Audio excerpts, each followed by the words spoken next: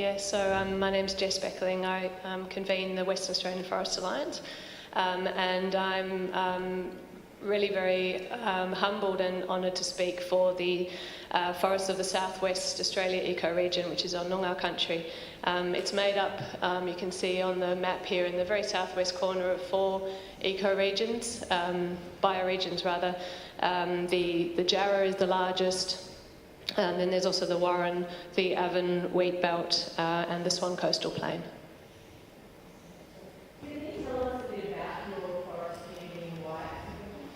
Yeah, sure. So, I mean, my perspective is that the forest as an ecological community is important in its own right. It has its own intrinsic value. But then zooming into the particular significance of the southwest forest ecosystems, it's incredibly isolated. It's isolated by thousands of kilometres of ocean and desert, and it's ancient. It's one of the most ancient ecosystems of uninterrupted flora development.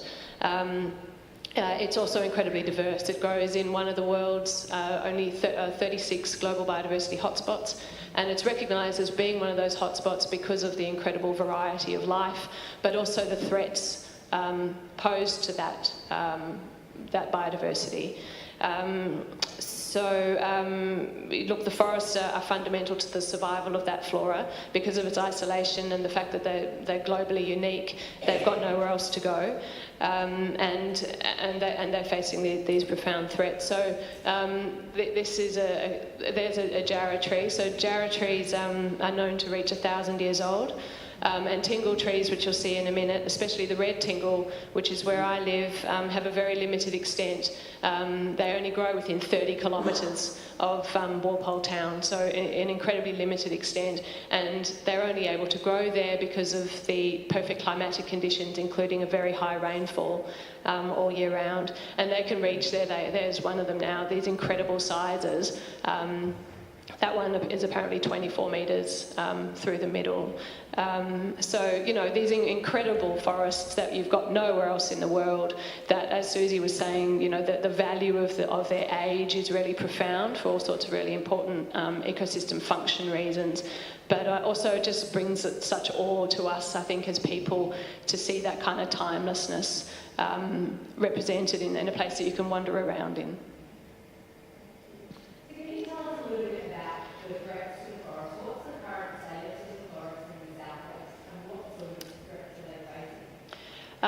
So since European invasion and colonisation, there's been a 50% decline in cover.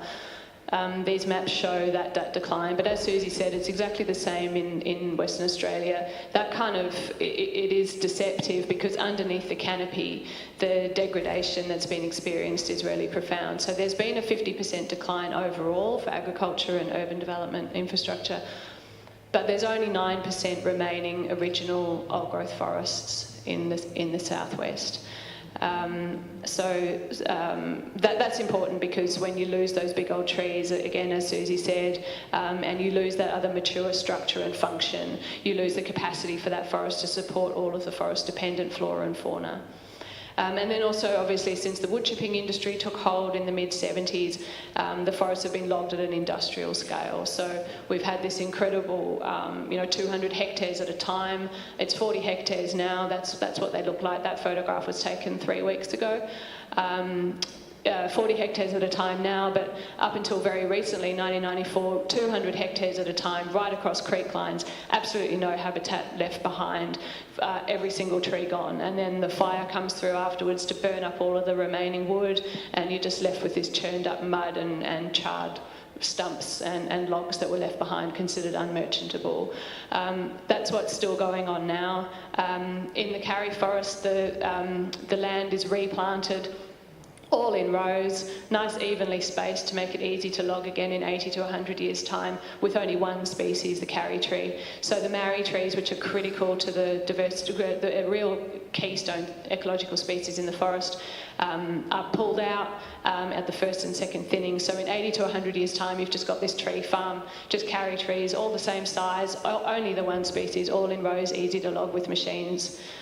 So that's what's happening, and the effect on fauna is really profound, particularly the hollow-dependent fauna and the other fauna that need the continuity to be able to hide in, like the quokka and other mammals that need to be able to get around in the continuous understory so that they're not taken out by the increased foxes and cats that come in after logging operations. So look, we've got a number of birds and mammals that are facing increasing threats of extinction. In the last 10-year forest management plan, 18 new species have moved, 18 species that were already on the list have moved to a higher level of threat of extinction. Just about all of them, the major threat is known to be a loss of habitat, which logging is up there as the major cause for. 2 or 3 of them, logging is defined as the major threat and pushing them to extinction, and yet nothing changes. The logging continues in the same ways. And that's the size of some of the trees that are, those are carry trees at the wood chip mill. So those trees have gone directly from the forest to the wood chip mill, and they're going to be chipped and exported. That's what's happening to 90% of the carry trees that are being logged.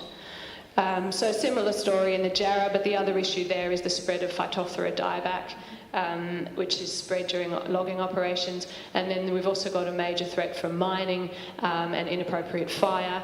And as climate change becomes more severe, the fire risk is increasing, and climate change is posing a major threat in other ways. The Jarrah forest requires a minimum of 600 mils, and that rainfall zone is retracting towards the coast, leaving a whole lot of Jarrah forest exposed that won't regrow after logging, but it continues.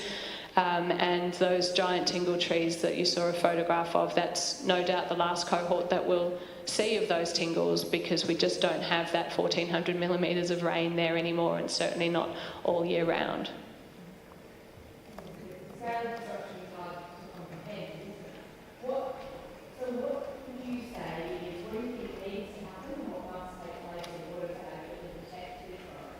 Well, I can't go past what Gloria said. I mean, I just found it so heartbreaking to listen to you. Fundamentally, what we need is for laws to, the only laws that should be in place for forests are the laws that are looking after their health and their vitality, and they need to be being implemented by the traditional owners, the people who know how to do it, have been doing it for tens of thousands of years. That's the most fundamental change that needs to take place. What we also need, and what I'm asking for the Tribunal to do today, is to note this terrible destruction that our forest communities have endured. The fact that their rights to exist, to thrive and evolve have been violated. And then more broadly for all of us, we need all to investigate how we might create rights of nature laws for Australia's forests, including in WA. Look, we need to recognise the tremendous failure of our existing legal system and the need for immediate law reform. And we specifically need to get rid of the failed regional forest agreements, and we need to get rid of the exemption in the federal EPBC Act, which exempts forestry operations. And in WA, we need our new Biodiversity Conservation Act to be amended in consultation. Like you were saying, we've just completely lacked that consultation in WA with law reform as well, in consultation with traditional owners and with scientific, environmental and legal experts. Yeah. Thank you.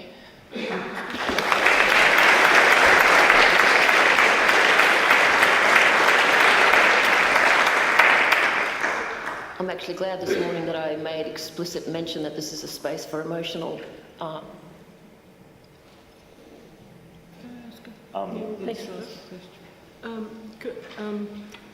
It sounds horrific, you know, but it's similar to like a scorched earth policy, isn't it?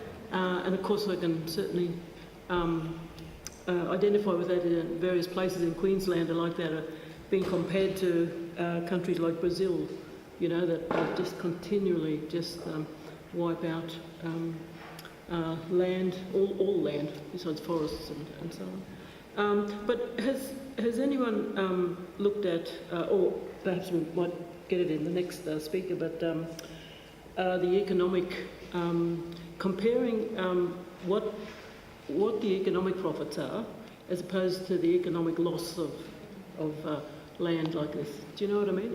Yes, That never gets through, because I know governments are all too often they're servants of corporations. There's special, various companies and so on and so on, but they don't look at the other end of it.